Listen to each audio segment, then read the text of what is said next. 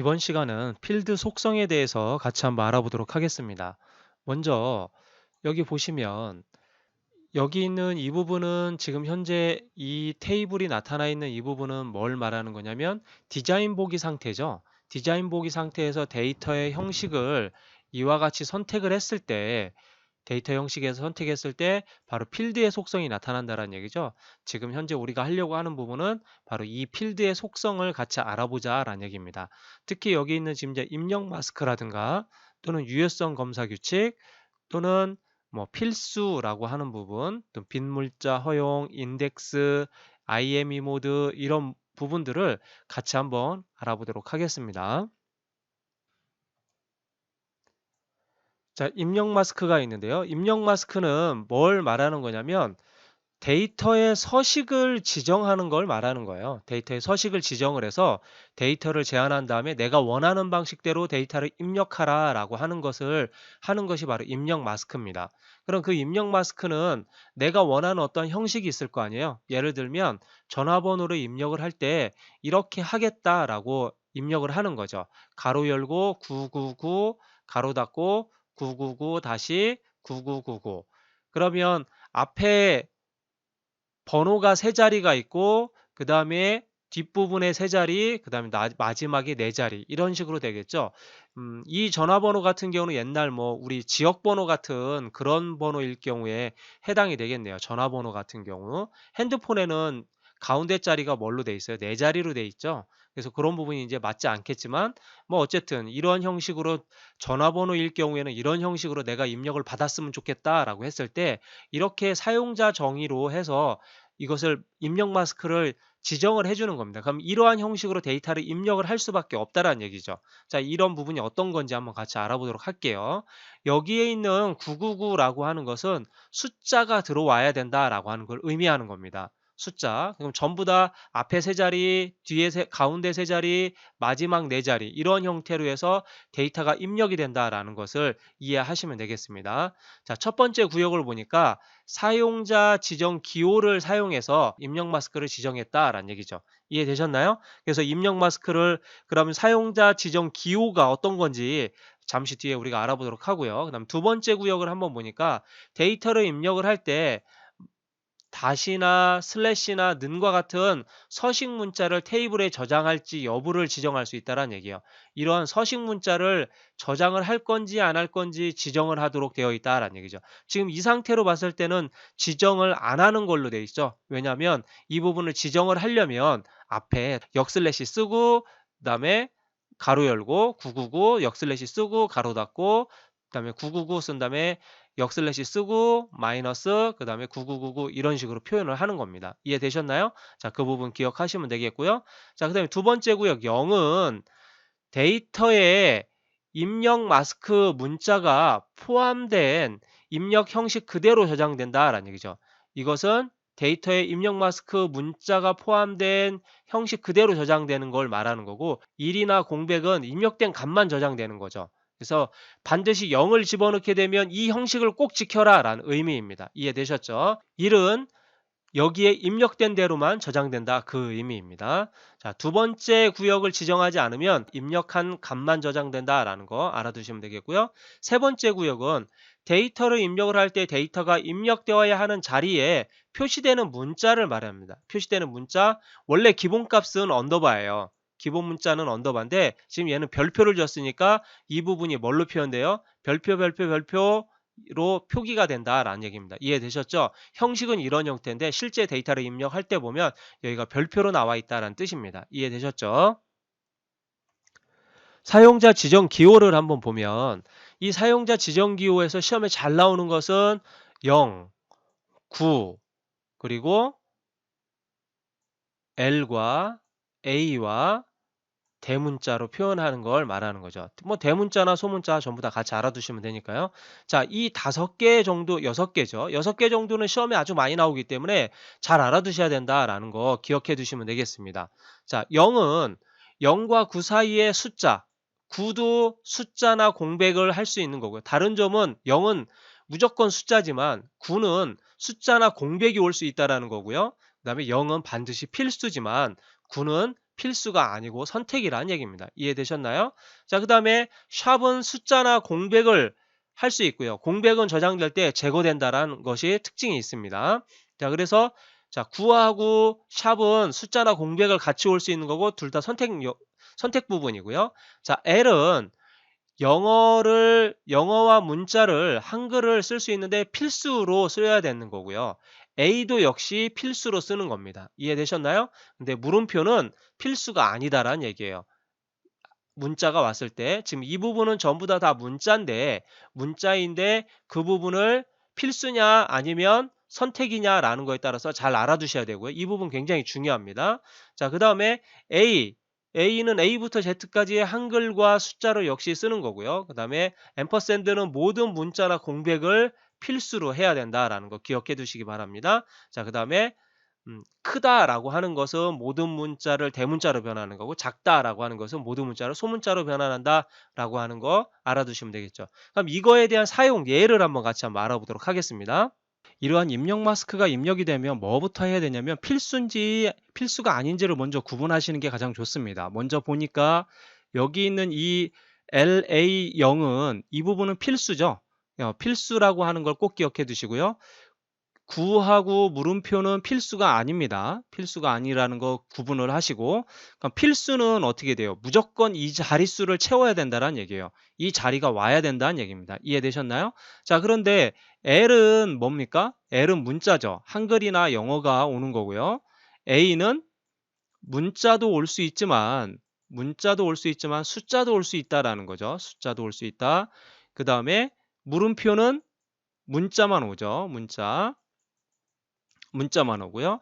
0은 숫자만 오고 9도 숫자만 오는데 9는 필수가 아니고 그다음에 공백이 올 수도 있는 거죠. 자, 그래서 그거에 대한 걸 확인해 보니까 그러면 LA0은 A11이라고도 표기할 수 있는 거죠. 왜? 반드시 세 자리가 다 왔잖아요. 그렇죠? 문자가 왔고 A는 숫자도 올 수 있기 때문에 11이 왔다라는 얘기입니다. 0에도 1이 온 거죠. 나머지는 공백으로 표현할 수 있기 때문에 두 자리는 없어도 되는 거죠. 이해되셨죠?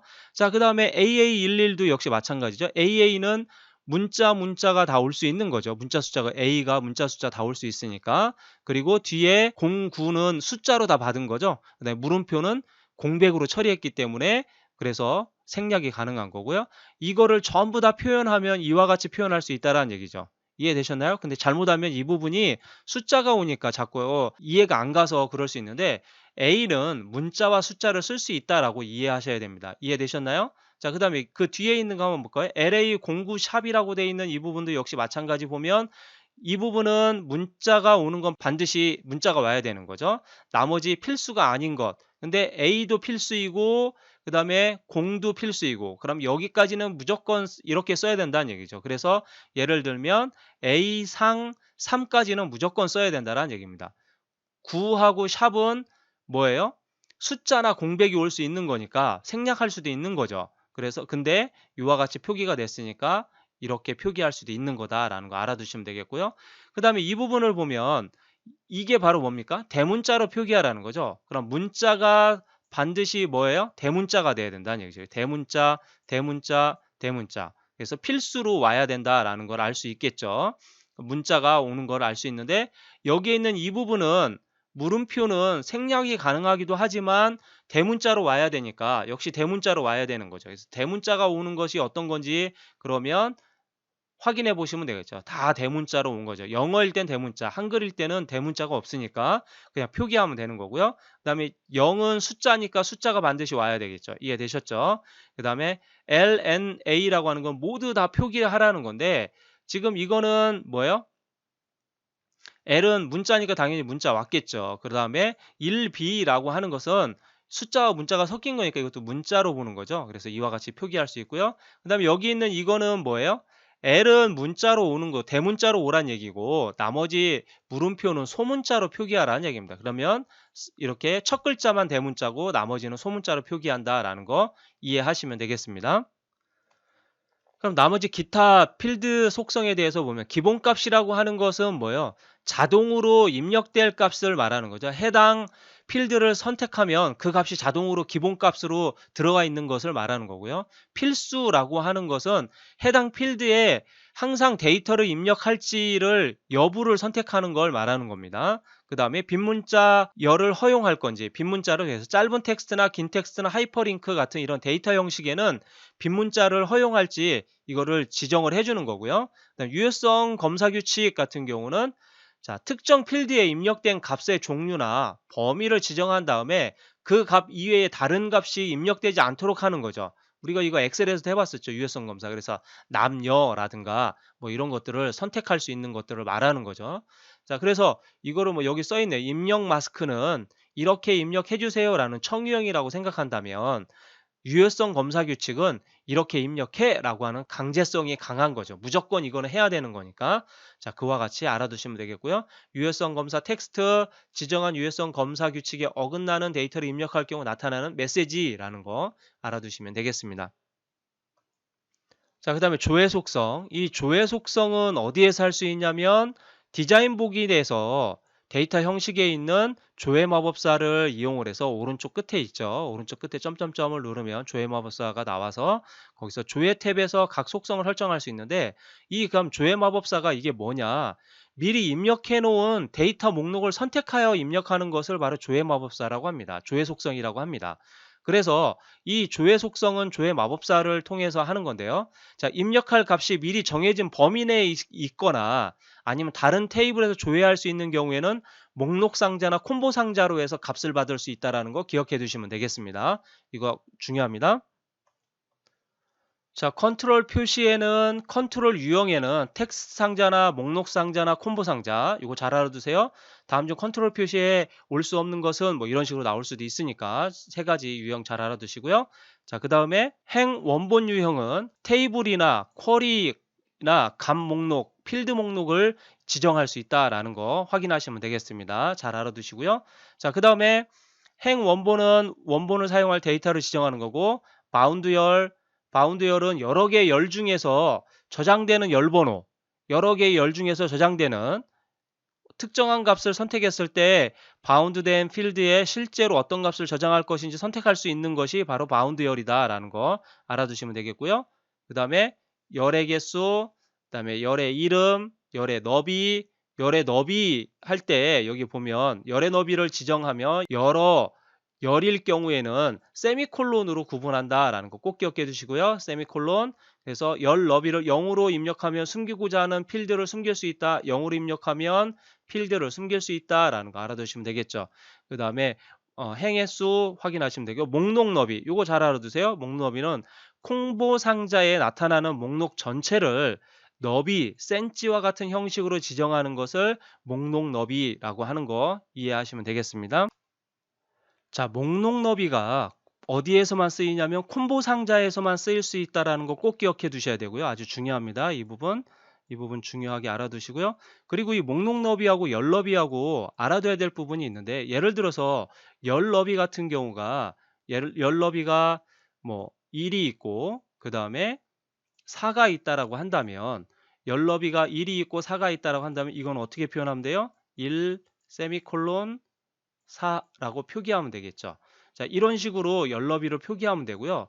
이 열너비가 표기된 상태에서 목록 너비를 만약에 표기한다면은 1과 4를 더한 값인 목록 너비는 5라고 표기할 수 있다라는 얘기입니다. 그래야 잘림 값이 없이 깨끗하게 나온다라는 얘기예요. 이해되셨나요? 자, 이거 잘 기억해 두시고 1과 4를 더한 값이 목록 너비고 그리고 열 너비가 1이고 4일 때 1 세미콜론 4라고 표현한다라는 거 기억해 두시면 되겠습니다.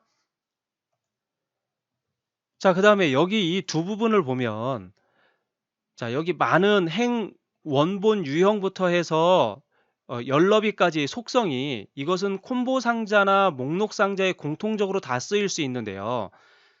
행수나 목록 너비나 목록값만 허용이라고 하는 것은 콤보 상자에만 쓰인다라는 것을 꼭 기억해 두시기 바랍니다. 그러니까 이 위에 거는 굳이 알지 않아도 되고 밑에 거만 알아두면 어떻게 되겠어요? 밑에 거만 알아두면 이 위에 거를 다 구분할 수 있겠죠.